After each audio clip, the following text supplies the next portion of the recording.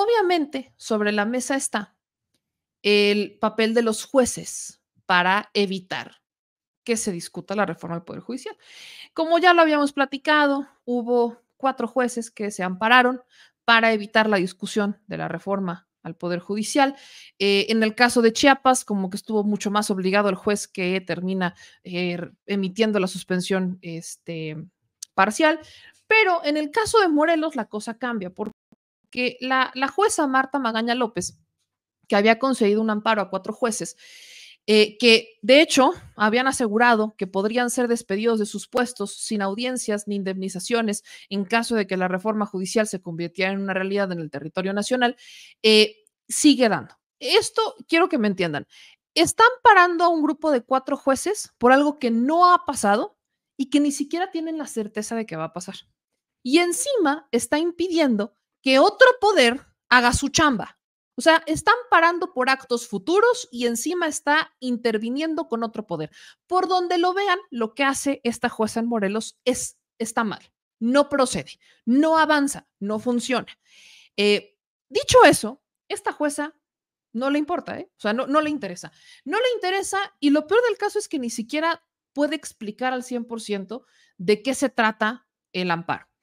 El tema es que insiste y ahora la jueza dijo que, o más bien, emite una suspensión definitiva.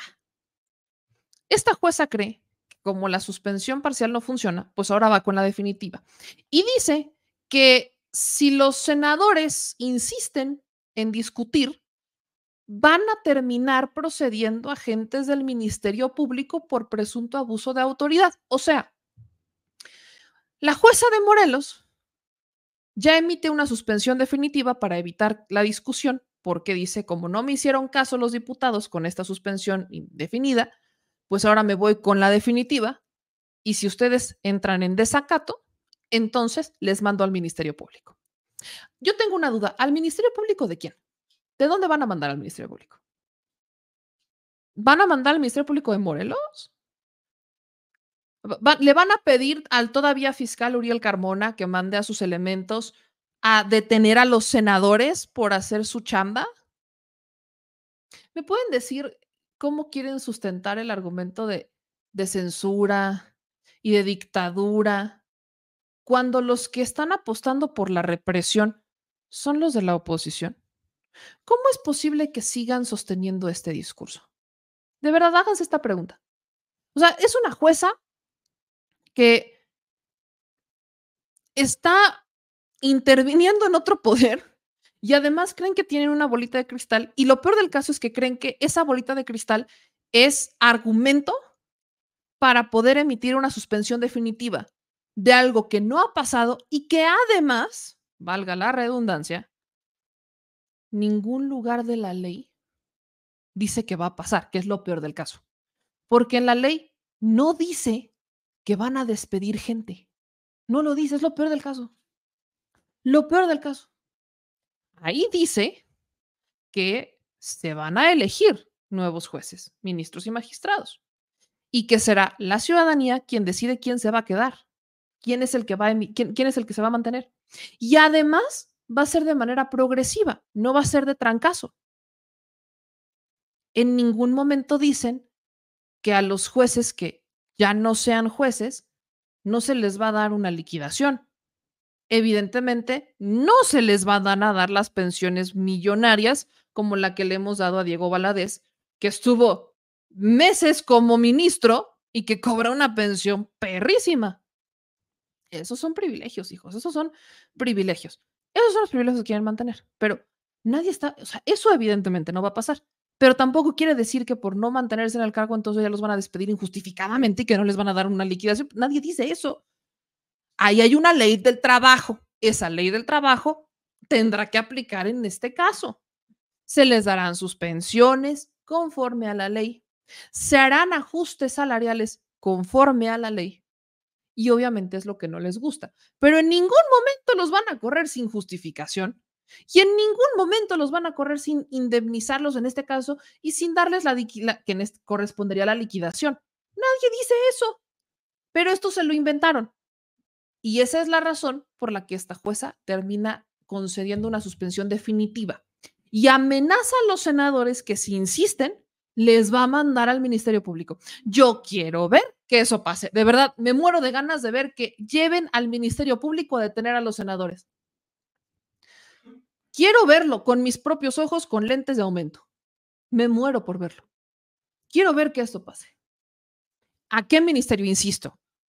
¿Al de la Ciudad de México? ¿Al de la Fiscalía General de la República? ¿Va a mandar a la Guardia Nacional?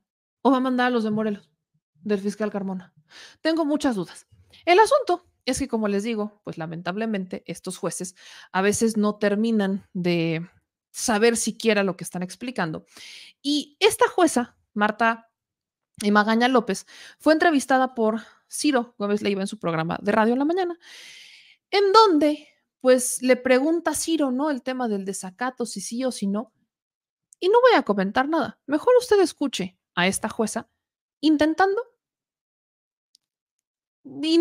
más bien, dejémoslo en intentando, explicar cómo es que, con todo y su esfuerzo por suspender la discusión, los diputados se pasaron su suspensión, ya sabe usted, por el arco de la revolución. Aprobó ya en lo general la reforma al Poder Judicial a pesar de las suspensiones. Bueno, es lo que he estado escuchando y por ahí en algunos comentarios y lo que veo en televisión. Y bueno, digo, como jueza, pues no puedo como adelantar mucho información sobre el tema. Y también, bueno, te puedo comentar que no es la primera vez que no se cumple una suspensión. Ahora, pero en su interpretación, la suspensión no fue cumplida. Es decir, hubo un desacato a un mandato judicial. Pues al parecer así es. No, te digo, como justo estamos en esa fase, no puedo como adelantar mucho, pero al parecer así es. ¿Y qué es lo que sustenta en todo caso, nos puede decir, juez, precisamente la facultad por la cual usted considera que sí puede, combaten en Cámara de Diputados, combaten en Palacio Nacional, que está indebidamente pidiendo que se detenga la discusión? ¿Por qué piensa que sí se debe? ¿Eso sí no lo puede decir?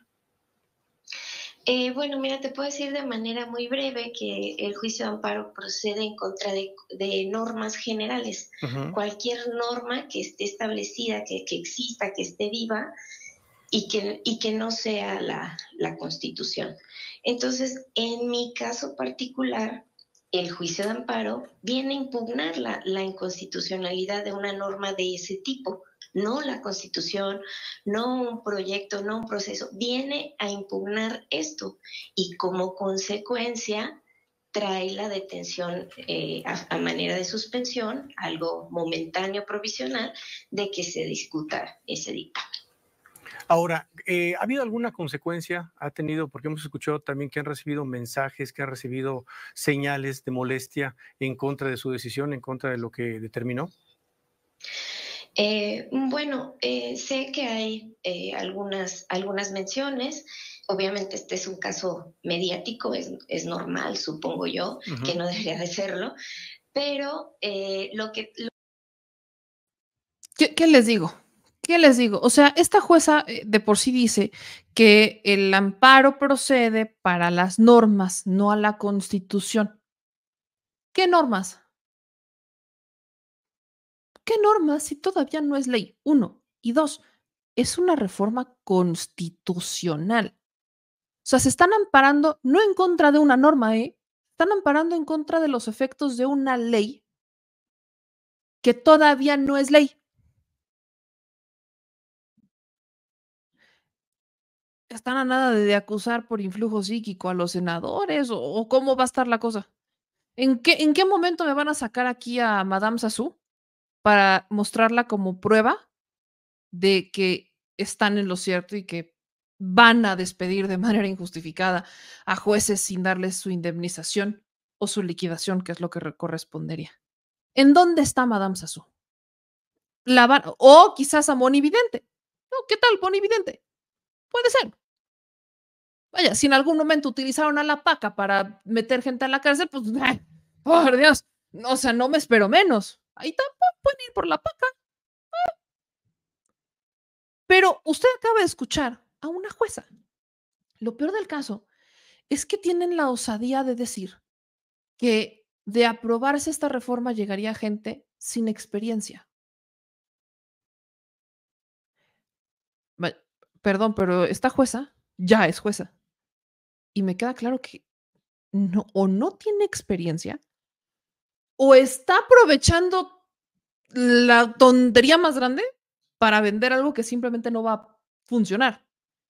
Lo peor del caso es que si mínimamente sí supieran lo que están hablando, no se hubieran atrevido a hacer semejante babosada. Como cuando, por ejemplo, el PAN recurre a la Suprema Corte para que la Suprema Corte evite algo que no le toca a la Suprema Corte y que solo le toca al tribunal, que era la mayoría calificada. ¿No les gusta la ley? Refórmenla. Pero antes recuerden que deben conseguir los votos para ello. Si no logran convencer a sus militancias, menos van a convencer al resto de México. Y por eso es que para mí es extremadamente importante compartirles de qué va, de qué sí va esta reforma, porque está muy interesante cómo dicen, insisten y quieren venderle a la ciudadanía que esta reforma de aprobarse sería una reforma dañina para la ciudadanía. No se cansan en decir que si aprueban esta reforma, entonces vamos a tener jueces sin experiencia. No se han cansado de decirlo. Es más, han citado expertos abogados que parece que tampoco han leído la reforma al Poder Judicial. Y por eso es que les voy a compartir el cuadro comparativo de las modificaciones que se están haciendo y qué es lo que se va a votar. Esta es la famosa reforma al Poder Judicial, que es la que se va a votar. Son muy pocas páginas, pero bueno, ahí les va. Quiero ir poco a poco porque es justamente esta reforma la que pues hace cuáles son los artículos que se van a modificar, que es el artículo 17, luego es el artículo 20, que es donde viene lo de jueces sin rostro, que esa es a la que yo me reservo ahí como ciertas, pues sí, como ciertas, llamémosle, tengo mis reservas porque es algo que no ha funcionado, pero por ejemplo, aquí está esta página en donde pues viene, por ejemplo, cómo va a ser la conformación de de la Suprema Corte, ¿no? ¿Cómo va a quedar el texto de la minuta? Dice que la Suprema Corte de Justicia de la Nación se va a componer de 9 integrantes, ministras y ministros, y funcionará el Pleno. Su presidencia se renovará cada 2 años de manera rotatoria en función del número de votos que obtenga cada candidatura en la elección respectiva, correspondiendo la presidencia a quienes alcancen la mayor votación. Aquí dice, ¿no?, que la elección de las magistradas y los magistrados de circuito, así como de jueces y juezas de distrito, se va a regir por las bases previstas en el artículo 96 de la Constitución. Aquí dice que el órgano de administración judicial determinará el número, división en circuitos, competencia territorial y especialización por materias, entre las que se incluirá la de radiodifusión, telecomunicaciones y competencia económica, que se mantiene exactamente lo mismo, solamente que la modificación es que ya no lo va a hacer el Consejo de la Judicatura Federal, eso desaparece y se convierte en un órgano de administración judicial. Esa es una primera modificación. Pero aquí viene cómo va a ser la elección, ¿no? Seguimos con esta misma reforma y dice que modifica también el plazo para el cual deben de juzgar las y los ministros, etcétera, etcétera. Aquí, por ejemplo, artículo 95. Espera, me voy todavía al artículo previo, que es donde hablan sobre todavía la Suprema Corte. Dice en particular que la remuneración que perciban por sus servicios los ministros de la Suprema Corte, los magistrados de circuito, jueces de distrito, los magistrados del tribunal, y demás personal del Poder Judicial de la Federación no podrá ser mayor a lo establecido para el presidente de la República o por el presupuesto correspondiente y no será disminuida durante su encargo. Las ministras y ministros de la Suprema Corte de Justicia durarán en su encargo 12 años y solo podrán ser removidos del mismo en los términos del título cuarto de la Constitución. Dice también que ninguna persona que haya sido ministro podrá ser electo para un nuevo periodo.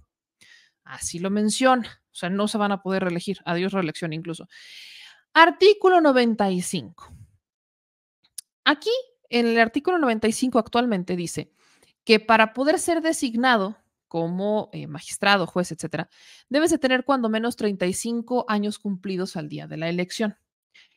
Lo que dice la minuta es que eliminan ese requisito y dicen, poseer el día de la publicación de la convocatoria señalada en la Constitución, en la fracción primera del artículo 96 de la Constitución, título profesional de licenciado en Derecho expedido legalmente, un promedio general de calificación de cuando menos 8 puntos o su equivalente y de 9 puntos o su equivalente en las materias relacionadas con el cargo al que se postula en la licenciatura, especialidad, maestría o doctorado y práctica profesional de cuando menos 5 años en el ejercicio de la actividad jurídica. Es decir, quien quiera ser juez, ministro, magistrado, debe, sobre todo en este caso, si quiere ser votado, debe de tener un promedio general de 8 y de cuando menos 9 puntos en las materias relacionadas con el cargo de la carrera. Además, debe de tener 5 años en el ejercicio de la actividad jurídica.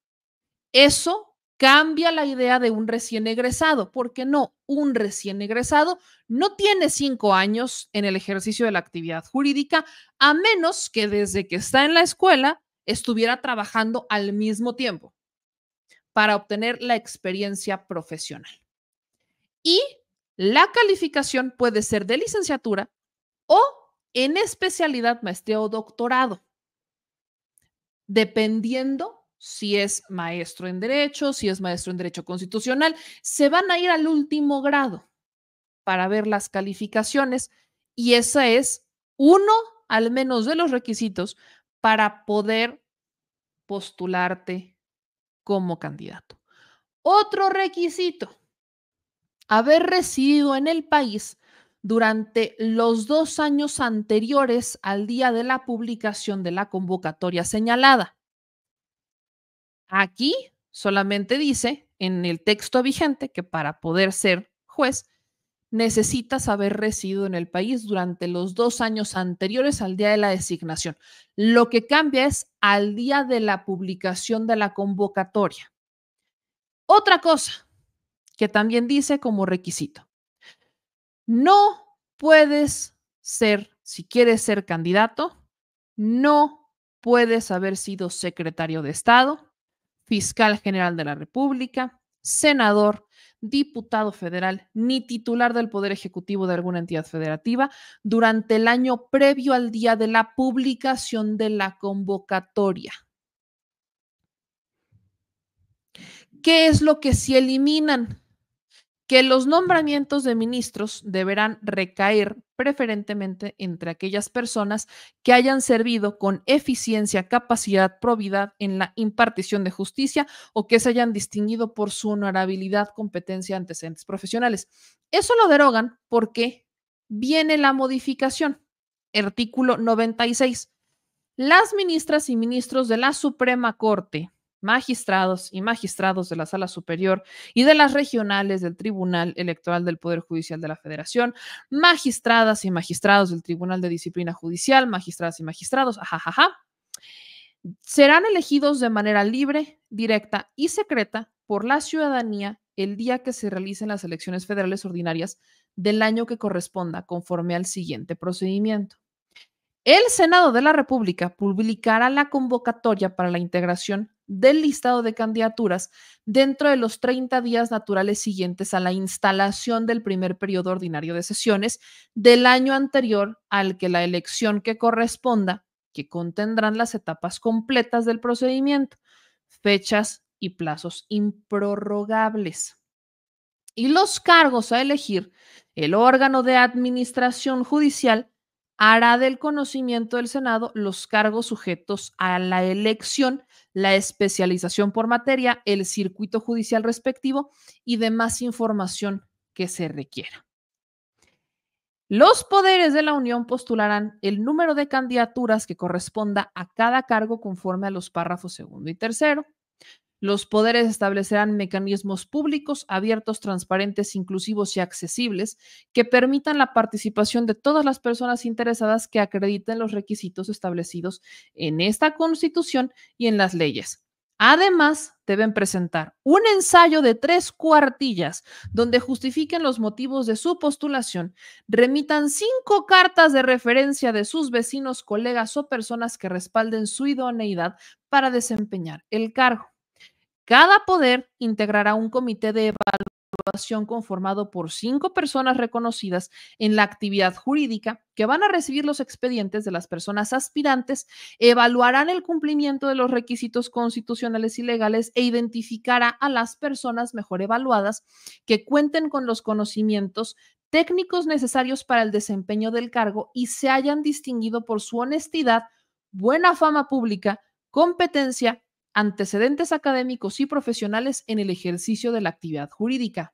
Y los comités de integración, los comités de evaluación integrarán un listado de las 10 personas mejor evaluadas para cada cargo en los casos de ministras y ministros de la Suprema Corte, magistradas y magistrados de la Sala Superior y salas regionales del Tribunal Electoral e integrantes de disciplina judicial y de las 6 personas mejor evaluadas para cada cargo en los casos de magistradas, magistrados y juezas y jueces de distrito.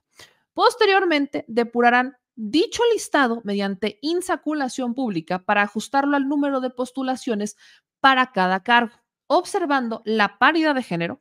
Ajustados los listados, los comités los remitirán a la autoridad que represente cada poder de la Unión para su aprobación y envío al Senado. El Senado de la República recibirá las postulaciones y remitirá los listados al Instituto Nacional Electoral a más tardar el 12 de febrero del año de la elección que corresponda, a efecto de que organice el proceso electivo. Las personas candidatas podrán ser postuladas simultáneamente por uno o varios poderes de la Unión, siempre que aspiren al mismo cargo. Los poderes que no remitan sus postulaciones al término del plazo previsto en la convocatoria no podrán hacerlo posteriormente. Y el Instituto Nacional Electoral evaluará los cómputos de la elección, publicará los resultados y entregará las constancias de mayoría a candidaturas que obtengan el mayor número de votos, asignando los cargos alternadamente entre mujeres y hombres. También declarará la validez de la elección y enviará sus resultados a la Sala Superior del Tribunal Electoral del Poder Judicial de la Federación o al Pleno de la Suprema Corte de Justicia de la Nación para el caso de magistraturas electorales, quienes resolverán impugnaciones antes de que el Senado de la República instale el primer periodo ordinario de sesiones del año de la elección que corresponda, fecha en la que las personas aspirantes electas tomarán protesta en su cargo ante dicho órgano legislativo.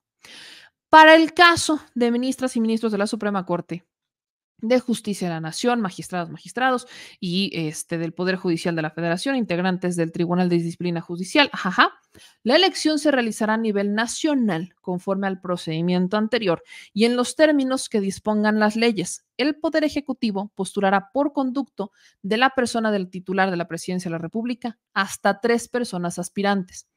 El Poder Legislativo postulará hasta 3 personas, una por la Cámara de Diputados y 2 por el Senado, mediante votación calificada de 2/3 de sus integrantes presentes, y el Poder Judicial de la Federación, por conducto del Pleno de la Suprema Corte, postulará hasta 3 personas por mayoría de 6 votos.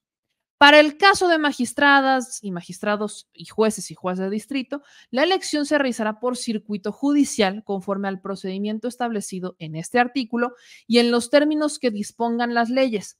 Cada uno de los poderes postulará hasta 2 personas para cada cargo. El Ejecutivo lo hará por conducto de su titular. El Poder Legislativo postulará una persona por cada cámara mediante votación de 2/3 partes de sus integrantes presentes, y el Poder Judicial de la Federación por conducto del Pleno de la Suprema Corte hasta 2 personas por mayoría de 6 votos. El Senado incorporará los listados que remita el Instituto Nacional Electoral a las personas que se encuentren en funciones en los cargos señalados en el párrafo anterior al cierre de la convocatoria, excepto cuando manifiesten la declinación de su candidatura dentro de los 30 días posteriores. La asignación de los cargos electos se realizará por materia de especialización entre las candidaturas que obtengan el mayor número de votos. La etapa de preparación de la elección correspondiente iniciará con la primera sesión del Consejo General del INE, ya lo habíamos dicho, y las personas candidatas tendrán derecho a acceso a radio y televisión de manera igualitaria, conforme a la distribución del tiempo que señale la ley y determine el INE. Podrán además participar en foros de debate organizados por el propio instituto o aquellos brindados gratuitamente por el sector público, privado o social en condiciones de equidad. Para todos los cargos de elección del Poder Judicial de la Federación estará prohibido el financiamiento público o privado de sus campañas, así como la contratación por sí o por interpósita persona de espacios en radio y televisión o de cualquier otro medio de comunicación para promocionar candidatas y candidatos. Los partidos políticos y personas servidoras públicas no podrán realizar actos de proselitismo ni posicionarse a favor o en contra de candidatura alguna. La duración de las campañas para los cargos en el presente artículo será de 60 días y en ningún caso habrá etapa de pre-campaña. La ley establecerá la forma en las campañas, así como las sanciones. Eso ya vendrá en las leyes secundarias. Listo. Tarara. O sea, para ser ministro de la Suprema Corte, sí hay requisitos, banda. Sí hay requisitos. Y no va a entrar cualquiera. No. Tiene que tener experiencia profesional, debe tener buenas calificaciones, tiene que presentar una carta de 3 cuartillas explicando por qué quiere y además debe presentar cartas de recomendación que avalen su calidad moral, ética, honesta, etc. Esto tiene que pasar por un proceso en el Senado de la República, que va a instalar una cámara en la que van a estar legisladores de distintos partidos políticos y son los que van a velar por la idoneidad de los perfiles. Van a depurarlos hasta llegar al número necesario de candidatos y eventualmente se irán a elección. ¿En dónde dice que yo, Meme Yamel, me puedo postular? Yo no soy abogada. ¿En dónde dice que Juanito el bailador se puede postular? En ningún lado, en realidad. Deben de tener mínimo 5 años de experiencia en el ámbito jurídico. ¿En dónde dice que no? ¿Ven cómo les gusta mentir? Para el caso de magistradas y magistrados de circuito, también se modifica su periodo, pasa a 9 años. ¿Cuáles son los requisitos? Deben ser ciudadanos mexicanos por nacimiento, contar el día de la elección con el título en la licenciatura de Derecho expedido legalmente y haber obtenido un promedio general de cuando menos 8 puntos o su equivalente de 9 puntos o equivalente en las materias relacionadas con el encargo al que se postula en la licenciatura, especialidad, maestría o doctorado. Para el caso de magistrado y magistrado de circuito deberá contar con además práctica profesional de al menos 3 años en un área jurídica afín a su candidatura. O sea, sí se está buscando que tengan experiencia. Les quise poner esto porque ya estoy hasta el queque, de verdad, ya estoy hasta el queque de que digan, es que cualquiera puede. No cualquiera, no es cierto. No puede ser cualquiera. Y lo peor es que hay abogados que insisten en que puede ser cualquiera. No puede ser cualquiera, ¿eh? Sí deben ser abogados con experiencia y sí deben de ser abogados con título profesional. Partamos por eso. Por supuesto, estamos hablando de los cargos titulares. Y esto, ¿quién puede ser candidato? Pueden ser candidatos propios integrantes del Poder Judicial. ¿Cuál es el tema? Que se abre una convocatoria y si tú quieres participar, debes de cumplir con los requisitos y entonces postularte. No esperar a que alguien te alce la mano. Y aquí es donde también entra el poder de la ciudadanía, porque es el Senado el que va a instalar esta comisión para evaluar los perfiles. Es por eso que nosotros debemos estar vinculados desde el momento en el que elegimos a nuestros senadores, porque necesitamos confiar plenamente en que ellos, los senadores, van a representar nuestros intereses para saber sacar los filtros y decidir. Así como el Poder Legislativo, en el caso de la Cámara de Diputados, que también van a poder proponer, y así como el Poder Judicial. Es un proceso que nos obliga a involucrarnos desde cero, a la sociedad en general. Es un proceso en el que necesitamos que los controles sigan siendo los ciudadanos. Y eso solamente estoy hablando de lo que modifica la elección de jueces, ministros y magistrados. Porque con el Consejo de la Judicatura que desaparece y se convierte en dos órganos, el de administración y el que ya tiene que ver con las quejas, cualquier ciudadano puede ir a presentar una denuncia o una queja. No necesariamente tiene que ser un trabajador del Poder Judicial el que puede acudir o denunciar alguna irregularidad de cualquiera que trabaje. Puede ser un ciudadano. Entonces, estamos vinculados al proceso desde cero. Y el Senado es el que tiene el control, es el que va a revisar los perfiles. Eso es lo que va a pasar. Ricardo Anaya proponía, porque lanzó la propuesta, que en vez de que fuera una votación ciudadana, abierta, libre y secreta, fuera un comité ciudadano. Al menos propuso algo. Digo, no estoy de acuerdo porque me imagino su versión de comité ciudadano. Ya me imagino ahí a Claudio X González, a todo a Denise Dresser, ya me imagino, ¿no? A todo este desfile de personajes que consideran sociedad civil. Por eso es que ni siquiera logro dimensionar el error que hay, pero al menos propone algo. Y estoy hablando de Ricardo Anaya, ¿eh? Al menos propone algo. Aquí el punto es que se dejen de hacer guajes y que dejen de venderles mentiras que no existen. Yo les voy a compartir esto en el chat de Telegram para que ustedes vean. Es un cuadro que compara el texto vigente de cada uno de los artículos que se buscan modificar, que compara cómo salió la propuesta, qué es lo que se propone originalmente y cuál fue la minuta, que ya es con las modificaciones que se fueron dando a raíz de los foros, etcétera, etcétera, porque sí hubo modificaciones. Entonces, lejos de estar escuchando cómo insisten y van duro y dale en que no se modificó nada, en que va toda la letra, no, sí hubo ciertas modificaciones en el sentido de enriquecer, de profundizar, de modificar lo que se había presentado y ustedes pudieron haber participado en ello. ¿Lo hicieron o no? Honestamente no lo sé, pero lo que sí es que no le vendan mentiras a la gente, ahí les encargo.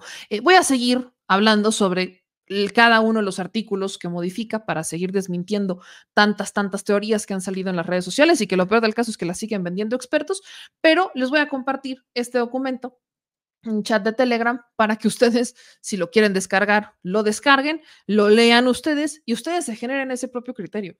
Que no crean lo que les dice nadie, ¿eh? Ni yo, ni nadie, ni jueces, ni ministros, nadie. Léanla y saquen sus propias conclusiones.